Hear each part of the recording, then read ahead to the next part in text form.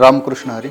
नुकतीच आता आषाढी वारीचा पर्व येऊन ठेपलेला आहोत. आपण आषाढी वारी करता सर्वजण उत्सुक आहोतच. ज्ञानोबारायांची तुकोबारायांची सेवा करण्याकरता आपण उद्विग्न मनानं वाट पाहत आहोत. आपण सर्व येणारच आहात याची मला ग्वाही आहे. पण यावर्षी वारी करता एक नवीन संकल्पनेनं आपण वारी करायला यायचं आहे. ती संकल्पना म्हणजे ज्ञानोबाराय तुकोबारायची सेवा आहेच, पण 3 संकल्पांना आपल्याला ही वारी करण्याकरता यावर्षी मोठ्या मनानं अंतःकरणानं आपल्याला एकत्र यायचं आहे. तो संकल्प म्हणजे वारी समाज परिवर्तनाची. माझी वारी माझा संकल्प या संकल्पनेअंतर्गत आपल्याला गौसेवा, त्याचबरोबर पर्यावरणाची सेवा आणि त्याचबरोबर समाज संस्काराची सेवा या 3 संकल्पनेनं आपल्याला एकत्र यायचं आहे.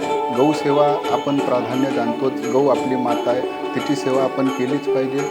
याही सेवेअंतर्गत आपल्याला या संकल्पनेनं गौ मातेच्या संकल्पनेनं एकत्रित यायचं आहे. हा संकल्प व्हायचा आहे. दुसरी सेवा म्हणजे पर्यावरणाची सेवा.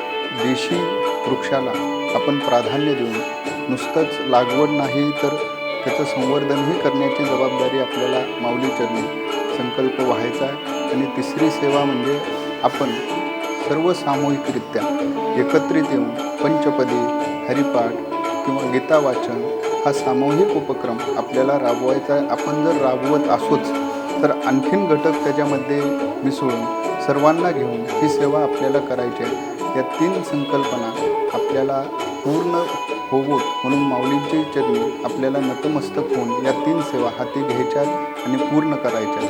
तेव्हा सर्व समाज बांधवांनी, वारकऱ्यांनी ह्या सेवा, हा संकल्प वाहूत म्हणून माऊली चरणी वचनबद्ध व्हायचं आहे. रामकृष्ण.